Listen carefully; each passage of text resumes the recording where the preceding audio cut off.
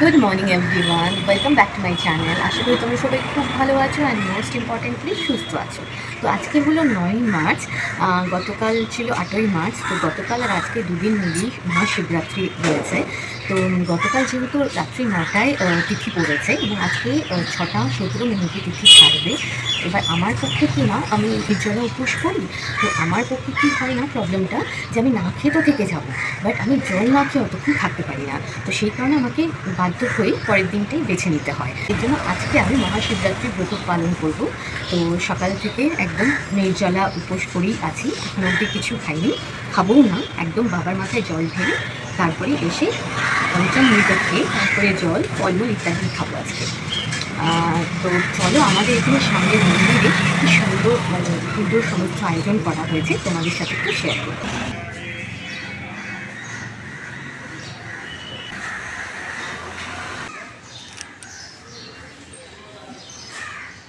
তো তোমরা নিশ্চয়ই দেখতেই পেলে যে কি সুন্দরভাবে সমস্ত আয়োজন করা হয়েছে। রাতের বেলায় তো আরও বেশি ভালো লাগছিল, সমস্ত লাইটিং করা হয়েছিল। তখন রান্না দিদি আসুক, এসে ওনারা অফিস যাবে, তো ব্রেকফাস্টটা বানাবে, লাঞ্চ রেডি করবে। তো রান্না দিদি সমস্ত কাজ হয়ে গেলে, রান্না দিদি বেরিয়ে গেলে, তারপর আমি এক এক করে ধীরে ধীরে পুজোর সমস্ত আয়োজন শুরু করবো। তো তোমরা সঙ্গে থাকো আর দেখতে থাকো ভিডিওটা। তো যেমন কি দেখতে পাচ্ছ, আমি রেডি হয়ে গিয়েছি। এমনকি আমার পুজোর যে ডালি সেটাও একদম রেডি। তো বেশি নাড়াচাড়া করা যাবে না। আর হচ্ছে এদিকে আমি একটা শাড়ি পরে নিয়েছি, এই শাড়িটা আমার বিয়েতেই পাওয়া। আর সাথে এরকম একটা ব্লাউজ পরে নিয়েছি। ব্লাউজটা ঠিক এটার সাথে ম্যাচিং নয়, বাট ওই আর কি কন্ট্রাস্টে চলে যাচ্ছে। আপাতত এটাই পরে নিলাম। তো দেরি হয়ে যাচ্ছে, চলো আমি চেষ্টা করছি মন্দিরে গিয়ে যদি কিছু শ্যুট করতে পারি। তো চলো সঙ্গে থাকো।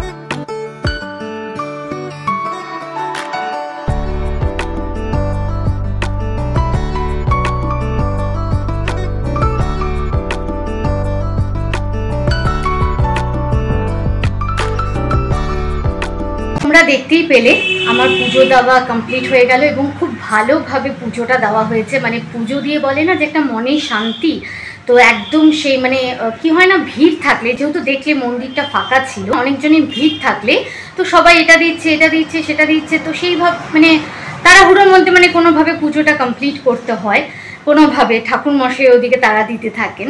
তো এখানে যেহেতু কেউ ছিল না সেই সময়, একদম মন্দির ফাঁকা ছিল, তো একদম নিস্তব্ধ, খুবই শান্তি মনে পুজোটা দিয়েছি। মানে সত্যি পুজোটা দিয়ে মানে একটা শান্তি অনুভব হচ্ছে, মানে খুবই ভালো লাগছে। তো তারপরে তো পুজো দেওয়া কমপ্লিট হলো, তারপরে ওখানে চরণামৃত খেয়ে উপোস ভাঙলাম। সকাল থেকে যেহেতু নির্জলা উপোস ছিল আমার। তারপরে বাড়িতে এসে যেটা সবার আগে খেলাম সেটা হচ্ছে জল। তোমরা জানো যে মানে আমি সকালেই বললাম তোমাদেরকে যে আমি জল ছাড়া একদম থাকতে পারি না। তো সেই নির্জলা উপোস করে আছি, এখন প্রায় 1টা বাজতে যায়। তো তো জলটা ছাড়ে আমার একটু কষ্ট হয়, তো জল খেলাম। এবার দেখি সাবুটা মানে ভেজাতে হবে, বিকজ দিনের বেলায় সাবু মাখাই খাবো। তো চলো ফটাফট সাবুটা ভেজি। তো আবার অনেকক্ষণ পরে তোমাদের, অনেকক্ষণ না, প্রায় 1-1.5 ঘন্টা পরে তোমাদের সাথে দেখা হচ্ছে। এসে একটু রেস্ট করছিলাম, তো এখন একটু খিদে পাচ্ছে। তো তখন যেমন তোমাদের বললাম যে সাবুটা ভিজিয়ে রেখেছিলাম, তো এখন সাবু মাখা করে নেব, করে খেয়ে নেব। তো চলো তোমাদের সাথেও শেয়ার করি যে আমি কিভাবে সাবু মাখা করি। সাবু মাখা মোরলেস মানে সবারই সেমই হয়, এই 19 থেকে 20। তো আমি কিভাবে সাবু মাখা করি, তো চলো তোমাদের সাথে সেটা শেয়ার করি। তো সাবুটা মনে হচ্ছে যে মানে নরম হয়েই গিয়েছে।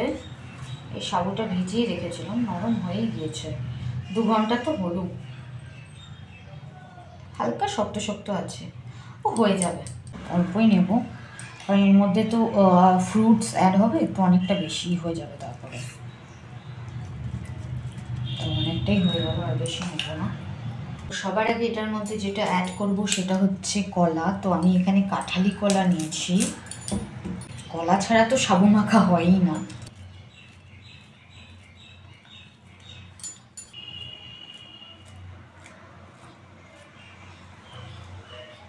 আর এর মধ্যে অ্যাড করবো হচ্ছে এই দুটো সন্দেশ অ্যাড করে দেবো।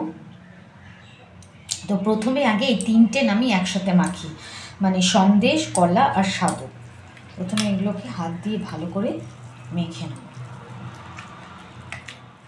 পরে বাকি যে ফ্রুটসগুলো থাকে সেগুলো অ্যাড করি। কতটা হয়ে গেল, আমি যতটা খেতে পারবো না,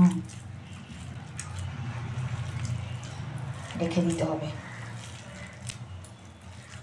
রাত্রেও তো সাবু মাখাই খাবো, তো রাতে খেয়ে নেব। কলা, সন্দেশ আর সাবু ভালো করে মাখা হয়ে গেছে।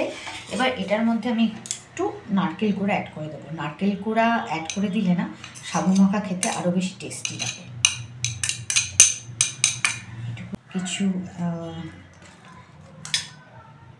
কিছু আপেলের মধ্যে অ্যাড করে দেবো, আর কিছু শসা। এর মধ্যে একটু চিনি অ্যাড করবো, সামান্য একটু নুন অ্যাড করে দেবো, তাহলে টেস্টটা না ব্যালেন্স হয়।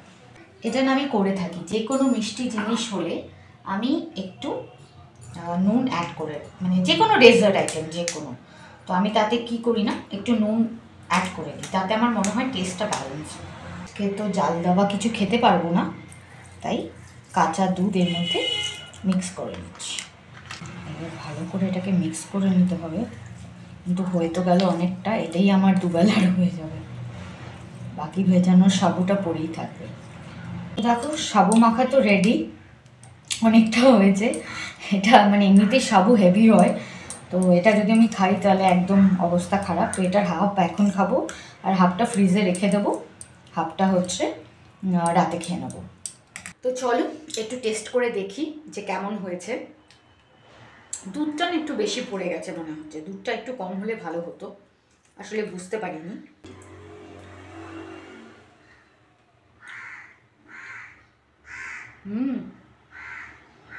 খেতে ভালো হয়েছে, শুধু সাবুটা যদি আরেকটু ভিজতো না, আর একটু সফট হতো, তখন খেতে আরও ভালো লাগতো। কিন্তু আরও ওয়েট করতে পারছি না, খিদে পেয়ে গেছে এবার। আর আমার ভুল হয়েছে অ্যাকচুয়ালি, সকালে যদি ভিজিয়ে রাখতাম না তাহলে ভালো হতো, সকালে ভেজাইনি। তো ঠিক আছে, কোনো ব্যাপার না, কাজ চলে যাবে। তো চলো আজকে এই সাবু খাওয়া দিয়েই আজকের ব্লগটা শেষ করছি। তো যদি ভিডিওটি, এই শিবরাত্রি স্পেশাল ভিডিওটি যদি ভালো লেগে থাকে তাহলে please like, share and subscribe করে দিও। তো দেখা হচ্ছে নতুন একটি ভিডিওর সাথে। Till then take care and bye by.